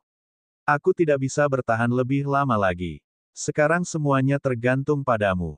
QQ mengirimkan transmisi suara ke Luming. Saya baik-baik saja. Luming menjawab. Serangan pedang terakhir QQ telah menambah luka-luka pada luka-luka abadi sejati bertanduk satu, dan dia sudah tidak mampu untuk melawan. Luming sendiri sudah cukup untuk menyelesaikan sisanya. Sang abadi sejati bertanduk tunggal ingin mengumpulkan tubuhnya untuk melawan, tetapi dia terlalu lemah untuk melakukannya. Berbagai serangan Luming jatuh dan menghancurkan tubuh abadi dari makhluk abadi sejati bertanduk satu. Namun, Luming tidak berhenti. Makhluk abadi sejati tidak akan mati meskipun mereka hancur. Mereka harus terus-menerus dilenyapkan. Kecuali dia bisa menghancurkan jiwa abadi pihak lain dengan serangan yang sangat kuat dan menghapus semua jejaknya. Mengingat kekuatan tempur Luming saat ini, dia tidak dapat melakukan ini. Dia perlu menghabiskan waktu untuk melenyapkan mereka. Luming mengaktifkan kekuatan tempurnya secara maksimal dan terus-menerus melancarkan berbagai serangan. Ketika satu serangan berakhir, serangan lain akan meledak. Beberapa menit kemudian, sang dewa abadi bertanduk tunggal akhirnya mengeluarkan lolongan putus asa, karena ia benar-benar akan dilenyapkan sepenuhnya. Luming, jika aku mati, kau juga tidak akan bisa hidup. Begitu aku mati, para dewa sejati yang bepergian bersamaku akan segera mengetahuinya dan datang untuk membunuhmu. Selain itu, para dewa sejati dari dunia bawah ada di mana-mana di medan perang yang hampir abadi ini. Kau tidak punya cara untuk melarikan diri. Kau ditakdirkan untuk mati. Hahaha. Dewa sejati bertanduk satu itu mengeluarkan raungan, lolongan, dan kutukan yang gila. Pada akhirnya, di bawah bilah pedang abadi Luming, dia benar-benar hancur, bahkan tidak meninggalkan jejak. Apa? Luming menghela napas panjang lega dan melepaskan Trinitas. Orang yang benar-benar abadi benar-benar sulit dibunuh. Jika bukan karena bantuan QQ, akan sangat sulit baginya untuk membunuh keabadian sejati ini. Bukan berarti kekuatan tempur QQ lebih tinggi dari Luming. Kekuatan tempur QQ memang dahsyat saat berubah wujud menjadi pencipta senjata abadi, tetapi tidak lebih kuat dari Luming. Hal yang paling penting adalah bahwa bentuk penciptaan senjata abadi milik QQ tampaknya mengandung kekuatan khusus yang seharusnya berasal darinya. Kekuatan itu dapat menyebabkan kerusakan besar pada makhluk abadi sejati bertanduk satu. Ini memberi Luming kesempatan untuk membunuh pihak lain sepenuhnya. Kalau tidak, bahkan jika pihak lain bukan tandingannya, dia masih bisa melarikan diri. Setelah pertempuran ini, Luming memiliki pemahaman umum tentang kekuatan tempurnya. Dia bisa bertarung melawan makhluk abadi sejati yang paling lemah. Namun, sejujurnya, dewa sejati bertanduk tunggal itu bukan lagi dewa sejati terlemah, karena ia telah mengembangkan teknik abadi. Meskipun ia belum menguasainya, kekuatannya memang luar biasa. Begitu teknik surgawi digunakan, Luming hampir kalah. Kekuatan bertarungku dapat dianggap telah mencapai tingkat keabadian sejati. Luming sedikit bersemangat. Kekuatan tempur makhluk setengah abadi setara dengan makhluk abadi sejati. Ini adalah keajaiban. Tidak ada legenda seperti itu sejak zaman kuno. Dari semi-abadi hingga abadi sejati, ini adalah jurang yang sulit untuk dilintasi. Bahkan keenam jenius yang sangat mengerikan dari ras langit pun merasa sulit untuk dilintasi. Sekarang, dia sudah melampauinya. Orang-orang akan ketakutan setengah mati jika dia memberi tahu mereka. Dengan lambaian tangannya, Luming menyingkirkan cincin penyimpanan milik pihak lain. Dia tidak berhenti sama sekali dan bergegas ke kejauhan. Pihak lain telah mengirim 4 orang abadi sejati. Sekarang setelah makhluk abadi sejati bertanduk satu telah terbunuh, 3 orang yang tersisa mungkin akan menemukannya dan mengikuti jejaknya. Jika datanglah seorang abadi sejati yang bertransformasi tunggal, Luming dan QQ akan tetap mati sekalipun mereka menggabungkan kekuatan. Selain itu, tepat sebelum dewa sejati bertanduk satu itu meninggal, dia mengatakan bahwa medan perang semi-abadi itu dipenuhi dengan dewa sejati dari dunia bawah. Benarkah itu? Apakah dia hanya menakut-nakutinya atau memang benar begitu? Jika itu benar, ini akan menjadi perubahan yang mengejutkan. Pada saat yang sama, Ini juga akan menjadi bencana yang mengejutkan bagi para dewa semu alam yang di medan perang semu abadi. Pedang langit pertama dan yang lain tampaknya berada di medan perang semi abadi. Ekspresi Lu Ming berubah dan dia sedikit khawatir. Namun, Lu Ming bahkan tidak bisa mengurus dirinya sendiri sekarang. Dia hanya bisa menyelamatkan hidupnya terlebih dahulu. Terlebih lagi, medan perang semi abadi itu luas dan bahkan lebih besar dari banyak kosmos besar. Bahkan jika Lu Ming ingin memberitahu pedang langit pertama dan yang lainnya, dia tidak tahu di mana mereka berada. Pada saat ini, kota utama tempat Lu Ming awalnya berada telah menjadi sunyi senyap. 3 dewa abadi berdiri di langit, dan tanah di bawah mereka dipenuhi mayat. Semua makhluk hidup abadi di kota utama telah dimusnahkan. Dalam menghadapi beberapa makhluk abadi sejati yang kuat, para makhluk abadi semu ini tidak memiliki cara untuk melarikan diri. Pada saat ini, seorang pria parubaya berjubah ungu memiliki perubahan ekspresi. Sebuah batu giok hitam muncul di tangannya. Namun, potongan batu giok hitam ini penuh dengan retakan. Ada yang salah dengan sudutnya. Wajah makhluk abadi sejati di dekatnya berubah. Dia baru saja mengejar orang aneh dari alam yang itu. Sekarang jiwanya jadi telah hancur, dia benar-benar mati. Mungkinkah dia telah bertemu dengan seorang abadi sejati dari alam yang sulit untuk mengatakannya? Mungkin ada seorang abadi sejati dari alam yang melakukan sesuatu di dekat sini. Saya akan pergi melihatnya. Salah satu dewa abadi berbicara dan hendak melangkah keluar, tetapi dihentikan oleh pria parubaya berjubah ungu. Kalian baru dalam tahap transformasi pertama, jadi belum aman.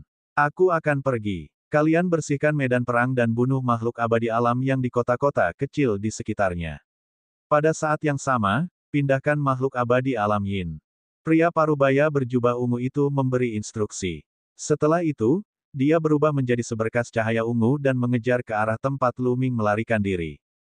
Bab 5489, Bersujud pada Jalur Abadi. Lu Ming terbang dengan kecepatan penuh dan menemukan beberapa kota kecil di sepanjang jalan. Kota-kota itu seharusnya dihuni oleh makhluk-makhluk dari dunia bawah, tetapi pada saat itu, kota-kota itu kosong. Tidak ada satupun makhluk. Sebuah konspirasi. Lu Ming mencium adanya konspirasi. Masalah ini sangat tidak biasa. Kemungkinan besar badai akan melanda samudra semesta. Setelah itu, Lu Ming melihat sebuah kota kecil yang dihuni oleh makhluk alam yang Lu Ming terbang melewati mereka. Pada saat yang sama, dia melemparkan jimat giok dan terbang ke kota kecil itu. Jimat giok berisi informasi terperinci tentang dewa-dewi sejati dari dunia bawah yang menyerang mereka. Terlepas dari apakah orang-orang ini mempercayainya atau tidak, dia memiliki hati nurani yang bersih. Dia tidak bisa berhenti dan menjelaskannya dengan lambat. Dia harus bergegas ke kota lain dan menggunakan formasi teleportasi untuk menyebarkan berita itu. Lu Ming, yang terbang dengan kecepatan penuh, sangat cepat. Namun, dia terus merasakan bahaya yang datang dari belakangnya. Dia tidak berani memperlambat atau mengendur. Akhirnya, sebuah kota besar muncul di depan Lu Ming. Itu adalah kota utama lain yang diduduki oleh wilayah yang. Seseorang dapat melihat sosok manusia berkelebat di atas kota utama. Sosok itu adalah makhluk abadi yang berada di alam yang. Tidak terjadi apa-apa. Lu Ming menghela napas lega dan bersiap bergegas mendekat. Ledakan. Tiba-tiba, sebuah telapak tangan besar muncul di langit. Telapak tangan itu berwarna hitam pekat dan ditutupi sisik. Telapak tangan itu menghantam ke arah kota utama, dan kekuatan penghancur yang mengerikan menyerbu ke arah kota utama seperti gelombang yang mengamuk. Orang bisa melihat para makhluk abadi di kota utama berteriak kesakitan. Pupil mata Lu Ming mengerut tajam. Dia berhenti dengan tergesa-gesa, menahan auranya, dan bersembunyi, mengawasi dari kejauhan. Di langit di atas kota utama, 3 sosok muncul. Mereka semua adalah makhluk abadi di dunia bawah. Lebih jauh lagi, mereka bukanlah kelompok dewa abadi yang sama yang telah menyerang kota utama tempat Lu Ming dan yang lainnya berada. Ini bukan kebetulan, tetapi sudah direncanakan sebelumnya. Para dewa sejati dari dunia bawah menyerbu medan perang semi-abadi tanpa kendali untuk memanen para dewa semi-abadi dari alam yang. Mengapa seperti ini? Apa yang telah terjadi? Apakah perang skala penuh akan pecah antara kedua kerajaan? Lu Ming berusaha sekuat tenaga untuk menyembunyikan auranya dan pergi dengan hati-hati. Untungnya, dia cukup jauh dari kota utama sehingga para dewa yang telah disempurnakan tidak memperhatikannya. Lu Ming perlahan mundur. Ketika sudah cukup jauh, ia akan mempercepat langkahnya dan segera pergi. Ini buruk. Mungkinkah dunia bawah ingin memulai perang skala penuh? Jadi mereka mengirim sejumlah besar makhluk abadi sejati ke medan perang semi-abadi untuk memanen makhluk abadi di alam yang terlebih dahulu. Lu Ming bergumam, wajahnya muram. Jika demikian, semua kota utama akan diserang atau dikunci. Mustahil untuk meninggalkan medan perang tingkat abadi di kota-kota utama. Terlebih lagi, Lu Ming berspekulasi bahwa setelah para makhluk abadi sejati membunuh para makhluk abadi semu di kota utama, mereka pasti akan menyapu bersih kota-kota kecil di sekitarnya. Medan perang yang hampir abadi ini akan menjadi sangat berbahaya dan dapat ditemukan oleh makhluk-makhluk dunia bawah kapan saja. Tentu saja, ini tidak akan memakan waktu lama. Para mahakuasa dari alam yang itu tidak bisa dianggap enteng. Dengan begitu banyak dewa sejati dari alam yin yang menyerang dewa semu dari alam yang, para mahakuasa itu akan dapat dengan mudah menyimpulkannya. Setelah disimpulkan, ia akan membiarkan para dewa sejati dari alam yang datang untuk bertarung melawan para dewa sejati dari alam yin. Namun semua ini memerlukan proses dan waktu. Apakah Lu Ming sanggup bertahan sampai saat itu? Lu Ming tidak tahu mengapa, tetapi dia merasakan bahaya yang kuat. Seolah-olah ada makhluk mengerikan yang mendekatinya dari belakang. Hal ini membuat Lu Ming merasa tidak nyaman. Saya tidak punya pilihan lain selain menerobos terlebih dahulu. Tatapan mata Lu Ming tegas. Dia telah membuat keputusan. Dia berencana untuk mengetuk pintu abadi terlebih dahulu. Awalnya, kultivasinya belum mencapai puncak, dan dia tidak berencana untuk mengetuk gerbang abadi begitu awal. Dia berencana untuk mengumpulkannya selama beberapa waktu dan mengetuk gerbang abadi ketika dia mencapai puncak. Tetapi sekarang, dia tidak punya pilihan. Kemungkinan besar ada makhluk abadi sejati dari dunia bawah di segala penjuru. Begitu dia bertemu dengan makhluk abadi sejati dari satu transformasi atau lebih, dia hanya akan bisa mati. Dapat dikatakan bahwa dia dalam bahaya besar. Dia harus menerobos dan melangkah ke dalam dao yang abadi. Hanya dengan begitu dia akan memiliki kekuatan untuk melindungi dirinya sendiri dan bertahan sampai seorang abadi sejati dari alam yang datang untuk membantu. Lu Ming segera bergegas ke tempat yang lebih sepi. Dia telah berada di medan perang semi-abadi selama bertahun-tahun dan sangat mengenalnya. Tak lama kemudian, Lu Ming tiba di tempat yang sangat terpencil dengan hampir tidak ada kota utama. Seharusnya tidak ada makhluk abadi sejati dari dunia bawah di sekitar sini. Lu Ming berencana untuk menjalani kesengsaraannya di sini. Lu Ming, aku pergi dulu. Kultivasiku sudah mencapai puncak tahap 9 kesengsaraan dan aku punya banyak energi di tubuhku. Seharusnya lebih mudah bagiku untuk mengetuk gerbang abadi. Aku akan menerobos terlebih dahulu, lalu aku akan melindungimu. Qiu Qiu tiba-tiba berbicara. Qiu Qiu, kamu sudah pulih.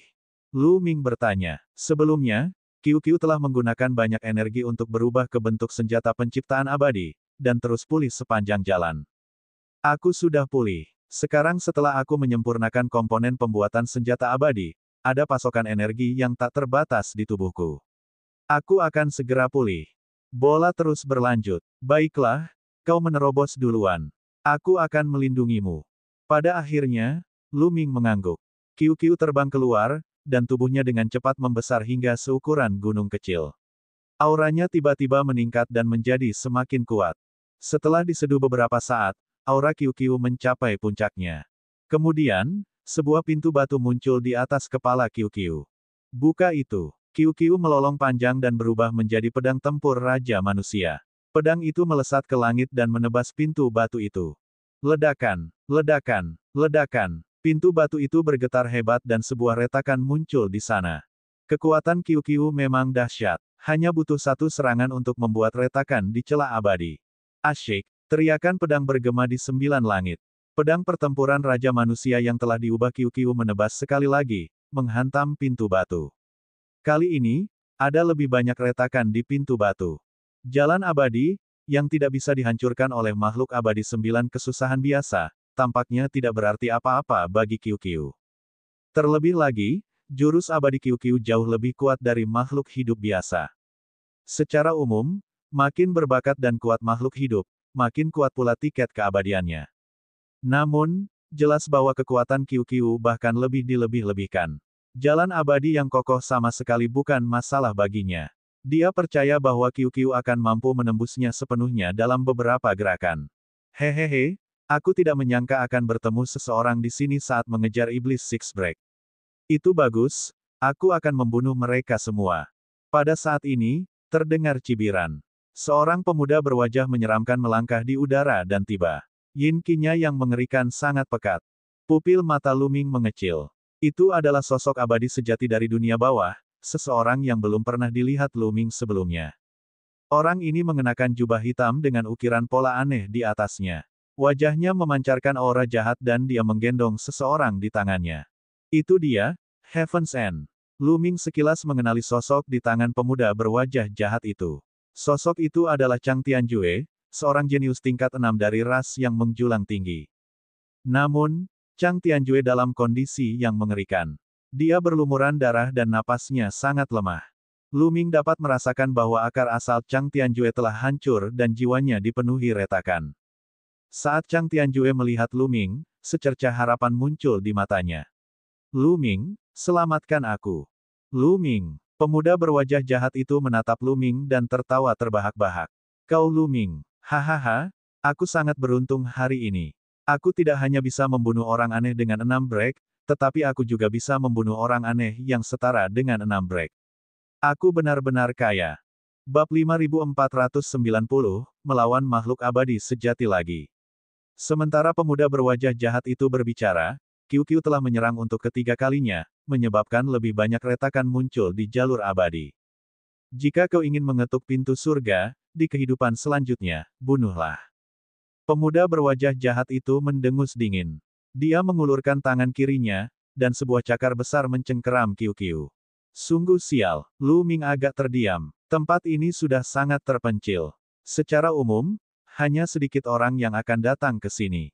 Namun, jelas bahwa pihak lain telah mengejar Chang Tianjue sampai ke sini. Luming melancarkan gerakannya di saat kritis itu. Ia mengaktifkan Trinitas dan mencakar udara. 5 tombak lurus menembus tangan besar pemuda berwajah jahat itu. Ledakan. Sebuah ledakan dahsyat terjadi, dan kekuatan dahsyat menyapu bersih, mendorong QQ hingga ratusan mil jauhnya. Namun pada akhirnya, tangan besar pihak lain terhalang. Luming merasa sedikit lega. Pihak lainnya juga merupakan seorang abadi sejati yang baru saja memasuki ambang Dao abadi dan belum mengalami transformasi. Kalau dipikir-pikir, kalau kekuatan pihak lain benar-benar di atas transformasi pertama, mereka tidak akan mengejar Chang Tianjue sampai ke tempat yang begitu jauh. Hah! Melihat serangannya berhasil dihalangi, wajah pemuda berwajah jahat itu berubah dingin dan dia tampak terkejut. Dia tidak menyangka Luming mampu menghalangi serangannya. Kekuatanmu sebenarnya di atas 6 break. Baiklah, aku tidak akan membunuhmu. Aku akan melumpuhkanmu dan membawamu kembali untuk penelitian. Pemuda berwajah jahat itu menyerang sekali lagi. Kali ini, energi abadinya menyembur keluar saat ia melepaskan kekuatan penuhnya, menembakkan sinar cahaya jahat. Luming menilai bahwa orang ini pasti berasal dari kosmos besar yang jahat. Luming mengerahkan Trinitas secara maksimal dan mengedarkan teknik tombak jari. Cahaya tombak itu meledak dan menghalangi semua cahaya jahat. Hasil ini mengejutkan pemuda yang tampak jahat itu. Pada saat yang sama, ekspresinya berubah lebih dingin dan niat membunuhnya menjadi lebih kuat. Adapun Chang Tianjue, dia juga terkejut. Namun, pada saat yang sama, dia melihat secercah harapan. Secercah harapan untuk diselamatkan. Membunuh. Pemuda berwajah jahat itu melolong panjang dan melancarkan serangan yang lebih ganas. Ki antara langit dan bumi anjlok. Ki jahat yang tak berujung berubah menjadi makhluk seperti hantu jahat dan menerkam Luming. Sebelumnya, dia ingin menjaga Luming tetap hidup untuk dibawa kembali guna penelitian. Namun, sekarang dia tidak ingin melakukannya lagi. Dia hanya ingin membunuh Luming.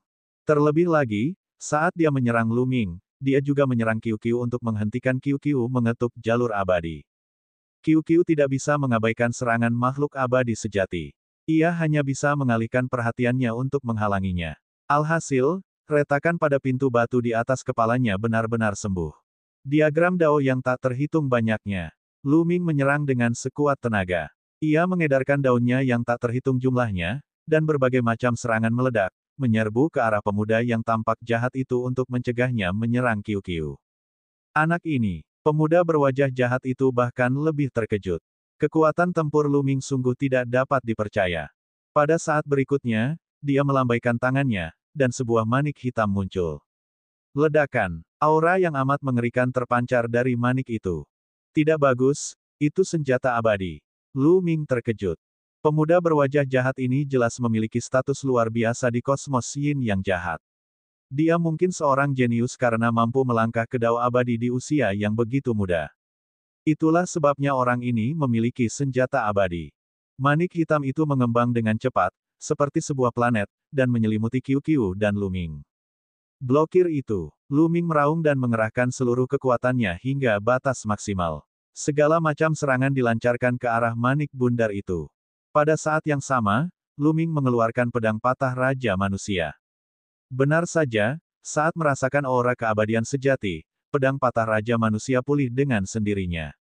Pedang itu berubah menjadi cahaya pedang yang mengejutkan dan menebas mutiara bundar itu. Pedang patah Raja Manusia akhirnya patah. Selain fakta bahwa tidak ada yang mengendalikannya dan pedang itu hanya pulih dengan sendirinya, pedang itu sama sekali tidak sebanding dengan manik bundar itu. Setelah beradu dengannya, pedang patah Raja Manusia terlempar kembali. Namun, sebagian energi manik bundar itu juga terkonsumsi dan akhirnya diblokir oleh Lu Ming. Qiu memanfaatkan waktu dan terus mengetuk pintu abadi. Pintu batu itu bergetar, dan retakannya sangat rapat. Pintu itu hampir hancur. Kalian semua, mati. Pemuda berwajah jahat itu melolong panjang ketika energi abadinya menyembur keluar dan mengalir ke dalam manik-manik itu dengan dahsyat, berusaha sekuat tenaga untuk meningkatkan kekuatan manik-manik itu. Dia baru saja menjadi makhluk abadi sejati dan belum mengalami transformasi. Energi keabadiannya terbatas, dan sulit baginya untuk mengendalikan senjata keabadian sepenuhnya. Pada saat ini, Chang Tianjue mendapat kesempatannya. Saat pemuda berwajah jahat itu menggunakan senjata abadinya, kendalinya atas Chang Tianjue tidak lagi sekuat dulu. Ledakan. Chang Tianjue mengaktifkan teknik rahasianya dan menyalakan jiwanya. Aura yang kuat meledak darinya saat ia melepaskan diri dari belenggu pemuda itu dan melarikan diri ke kejauhan. Kamu mencari kematian. Pemuda berwajah jahat itu berteriak marah. Bagaimana mungkin dia membiarkan potongan lemak yang sudah ada di mulutnya terbang begitu saja? Dia membelah sedikit energinya dan mengubahnya menjadi cahaya pedang yang menebas ke arah Chang Tianjue. Namun, pemuda berwajah jahat itu telah menggunakan seluruh kekuatannya untuk mengaktifkan manik senjata abadi dan hanya sedikit dari kekuatannya yang tersisa. Pada saat ini, Chang Tianjue bertarung dengan sekuat tenaga. Meskipun akar asalnya telah rusak, dia membakar jiwa dan tubuhnya untuk melepaskan kekuatan yang dahsyat. Membakar jiwa dan tubuhnya akan menyebabkan kerusakan permanen pada tubuhnya, dan dia mungkin tidak akan mampu menembus dao abadi selama sisa hidupnya.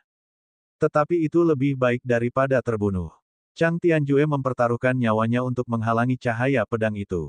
Sambil batuk darah, ia meminjam kekuatan cahaya pedang itu untuk terbang menjauh dengan kecepatan yang lebih cepat.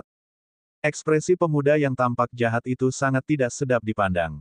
Dia punya dua pilihan. Yang satu terus menyerang Lu Ming dan Qiu, tetapi Chang Tianjue hendak melarikan diri.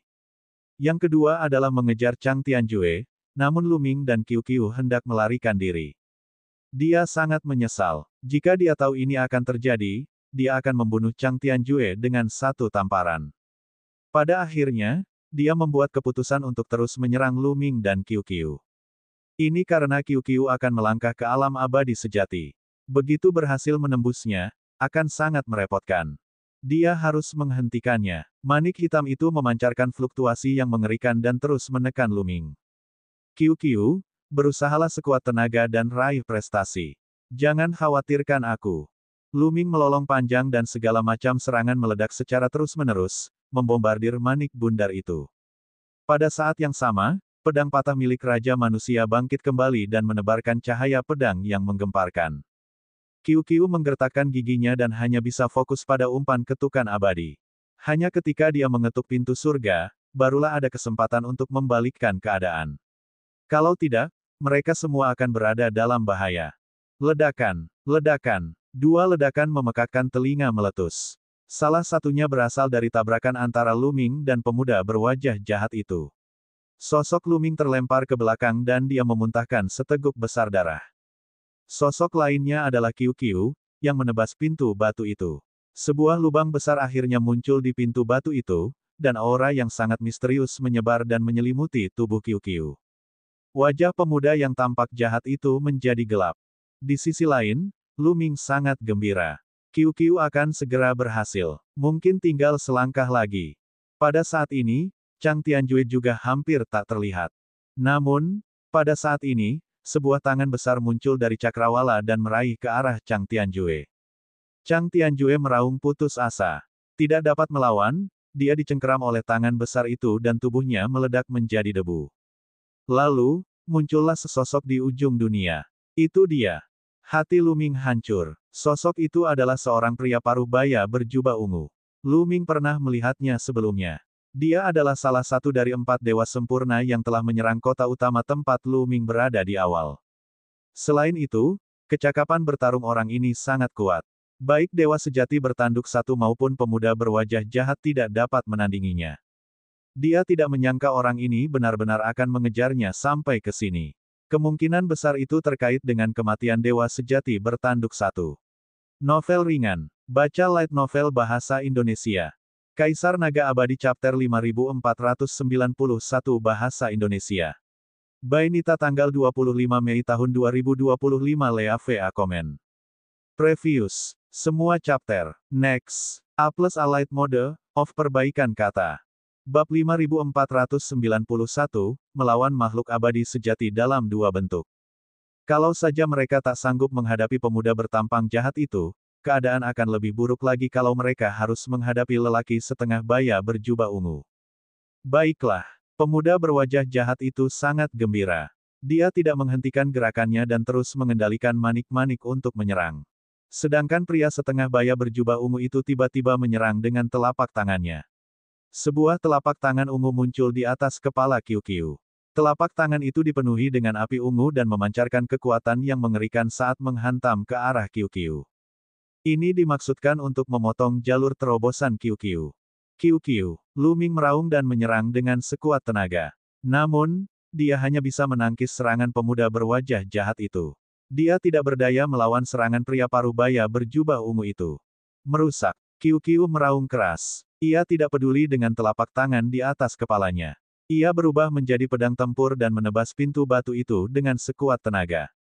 Qiu Qiu dan telapak tangan ungu menghantam pintu batu hampir bersamaan. Ledakan. Di sana, terjadi ledakan dahsyat. Cahaya menyilaukan dan energi melonjak, sehingga mustahil untuk melihat situasi sebenarnya. Bola-bola. Hati Lu Ming mencelos. Ia punya firasat buruk. Namun, sesaat kemudian, aura yang kuat keluar dari energi yang mendidih itu. Kemudian, sebuah pedang tempur keluar darinya. Itu adalah Qiu Qiu. Pada saat ini, aura Qiu Qiu jauh lebih kuat dari sebelumnya, dan masih terus meningkat. Itu sukses. Lu Ming sangat gembira. Wajah pemuda berwajah jahat dan pria paruh baya berjubah ungu itu berubah muram. Terutama pria paruh baya berjubah ungu, yang ekspresinya bahkan lebih jelek. Dia adalah makhluk abadi sejati dengan 2 wujud, dan serangan telapak tangannya tadi sangat kuat. Selain itu, waktu serangannya sangat tepat. Dalam keadaan seperti itu, tidak mungkin Qiu Qiu berhasil membuka gerbang keabadian. Dalam dugaannya, serangan telapak tangan itu cukup untuk membuat Qiu Qiu gagal mengetuk Immortal Pass dan mati. Bahkan jika tidak mati, setidaknya akan terluka parah. Namun dia tidak menyangka bahwa Qiu Qiu bukan saja tidak terluka, tetapi juga berhasil menerobos. Dia merasa sulit mempercayainya. Memangnya kenapa kalau berhasil? Bunuh saja dia. Pria paruh baya berjubah ungu itu berteriak dingin. Dengan suara ledakan, aura yang sangat mengerikan meledak, dan langit tampak bergetar karena tekanan. Tekanan tak terbatas menekan Lu Ming dan dia hampir tidak dapat menahannya. Tekanan ini jauh lebih kuat daripada tekanan pemuda jahat itu. Ini jelas seorang ahli di antara para abadi sejati. Pemuda yang tampak jahat itu sama sekali tidak bisa dibandingkan dengannya. Dengan lambaian tangannya, menara ungu setinggi 9 lantai terbang keluar dari tangan pria paruh baya berjubah ungu itu. Menara itu meluas dengan cepat dan menekan Lu Ming dan Qiu Qiu. Senjata yang hampir abadi. Lu Ming punya ide. Pagoda ungu bukanlah senjata abadi, tetapi senjata kuasi abadi kesusahan ke-9. Tentu saja, Dengan dukungan basis kultivasi mengerikan yang dimiliki pria paruh baya berjubah ungu, kekuatan senjata semi-abadi itu juga sangat kuat, jauh lebih kuat daripada senjata abadi yang diayunkan oleh pemuda berwajah jahat itu. Ekspresi pemuda yang berwajah jahat itu berubah dan dia segera mundur, takut kalau dirinya akan terlibat. Tidak bagus. Ekspresi Lu Ming jelek. Pagoda ungu ini memberinya perasaan yang sulit ditandingi. Bahkan pedang patah milik Raja Manusia pun bergetar sedikit, cahayanya ditekan. Keabadian sejati bentuk kedua jauh lebih kuat daripada keabadian sejati tahap awal. Hancurkan dia. Qiu tiba-tiba kembali ke bentuk aslinya, menjadi bola bundar. Ia membuka mulutnya, dan sebuah tungku terbang keluar. Lu Ming mengenali bahwa itu adalah tungku peleburan 10.000. Jelaslah bahwa tungku peleburan tak terbatas telah jatuh ke tangan Qiu setelah lelaki tua dengan 3 pemahaman itu pergi dan kembali ke alam semesta purba. Tanpa diragukan lagi, tungku peleburan 1000 adalah senjata abadi. Sebelum terobosan Qiu, hal itu sulit dikendalikan. Namun sekarang setelah ia berhasil membuka jalur abadi, ia hampir tidak dapat mengendalikannya dengan kecocokannya dengan tungku peleburan yang tak terhitung jumlahnya. Aura mengerikan memenuhi tungku itu, seolah-olah seekor binatang purba sedang terbangun. Dentang. Saat berikutnya, tungku peleburan 1000 menghantam pagoda ungu. Dengan suara keras, pagoda ungu dan tungku peleburan 1000 terbang kembali pada saat yang sama. Namun, tungku peleburan 1000 itu baik-baik saja. Kondisinya sempurna. Namun, ada beberapa retakan pada pagoda ungu. Senjata abadi. Pria parubaya berjubah ungu itu menatap tungku peleburan 10.000, matanya bersinar dengan cahaya yang menyala-nyala. Aku akan menyerahkan anak itu padamu. Aku akan menghancurkan makhluk logam ini. Pria parubaya berjubah ungu itu berkata kepada pemuda yang tampak jahat itu. Dia melangkah maju dan dengan cepat mendekati Qiu. Pada saat yang sama, sebuah tombak muncul di tangannya. Itu pun tidak dapat dianggap sebagai tombak perang, karena telah rusak. Jadi, hanya dapat dianggap sebagai setengah tombak. Namun, ada aura mengejutkan yang menyebar. Senjata abadi yang rusak. Pria parubaya berjubah ungu itu tampaknya tidak memiliki senjata abadi. Dia hanya memiliki tombak abadi yang rusak. Hal ini memberi Lu Ming pemahaman yang lebih intuitif tentang kelangkaan senjata abadi. Bahkan makhluk abadi sejati dalam dua wujud tidak memiliki senjata abadi, yang menunjukkan betapa kurangnya senjata abadi. Alasan mengapa pemuda berwajah jahat itu memiliki senjata abadi kemungkinan besar terkait dengan identitasnya. Namun, basis kultivasi pria paruh baya berjubah ungu itu terlalu kuat. Dengan basis kultivasinya, bahkan senjata abadi yang rusak pun dapat meledak dengan kekuatan yang luar biasa. Tombak yang rusak itu menjadi luar biasa besar, menebas ke arah Qiu. Asyik, Qiu berubah menjadi pedang tempur kaisar manusia. Pada saat yang sama, pedang itu mengaktifkan tungku pemurnian yang tak terhitung jumlahnya dan menyerang ke arah pria paruh baya berjubah ungu. Tungku peleburan 10.000 menghalangi tombak perang, sementara Qiu sendiri menebas ke arah pria paruh baya berjubah ungu. Pria paruh baya berjubah ungu itu mendengus dingin.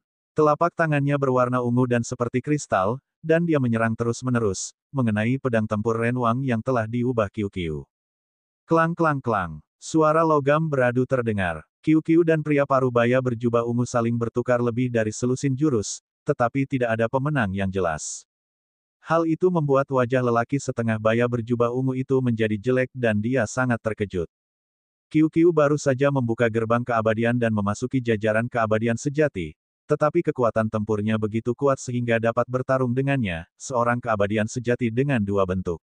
Sungguh luar biasa. Tangan membalik awan giok ungu. Teknik telapak tangan pria setengah baya berjubah ungu itu tiba-tiba berubah. Teknik itu memancarkan cahaya yang menyilaukan dan membuat Qiu melayang. Teknik surgawi. Ekspresi Qiu tampak serius. Kau baru saja menerobos gerbang surgawi, dan kau sudah mampu memaksaku untuk menggunakan teknik surgawiku. Kau telah mati dengan layak. Pria parubaya berjubah ungu itu berbicara dengan dingin. Dengan sekejap, dia bergegas menuju Qiu dan menyerang dengan telapak tangannya yang ungu sekali lagi. Kekuatannya sangat mengejutkan. Tubuh Qiu menggeliat cepat dan berubah bentuk. Akhirnya, ia berubah menjadi bentuk pencipta senjata abadi. Bentuk ini menghabiskan terlalu banyak energi. Qiu biasanya tidak akan menggunakannya dengan mudah, tetapi saat ini ia tidak punya pilihan lain. Ia berubah wujud menjadi senjata pencipta abadi, menyebabkan kekuatan serangan Qiu-Qiu meroket, dan bertabrakan dengan telapak tangan pria paruh baya berjubah ungu. Dengan bunyi dentang, Qiu-Qiu dan lelaki setengah baya berjubah ungu itu mundur secara bersamaan. Wajah lelaki setengah baya berjubah ungu itu dipenuhi dengan keterkejutan karena telapak tangannya telah terluka. Yang paling mengejutkannya adalah bahwa ada kekuatan aneh dan mengerikan di dalam lubang itu yang dapat terus-menerus merusak dan menghancurkan tubuh abadinya. Jika bukan karena energi abadinya yang besar yang menekannya, dia takut yayasannya akan terluka. Aku tidak bisa membiarkanmu hidup. Wajah lelaki setengah baya berjubah ungu itu muram. Pada saat yang sama, Lu Ming dan pemuda berwajah jahat itu terlibat dalam pertempuran sengit. Namun, Lu Ming berada pada posisi yang kurang menguntungkan. Jika pemuda berwajah jahat itu tidak memiliki senjata surgawi, Lu Ming tidak akan takut dan bisa bertarung dengannya. Namun, dia bukanlah tandingan bagi pihak lain yang telah menggunakan senjata surgawi. Tidak ada cara lain. Kesenjangan antara tingkat kultivasi mereka sangat besar, dan sangat sulit untuk diatasi. Sudah sangat luar biasa baginya untuk memiliki rekor pertempuran seperti itu. Qiu-Qiu juga sedikit cemas saat melihat ini. Dia segera mundur dan tidak lagi mempertahankan wujud sang pencipta senjata abadi. Sebaliknya, dia kembali ke wujud aslinya dan mengendalikan tungku peleburan yang tak terhitung jumlahnya. Melahap, Qiu-Qiu mengeluarkan geraman pelan dan mengaktifkan tungku peleburan ribuan kali dengan seluruh kekuatannya.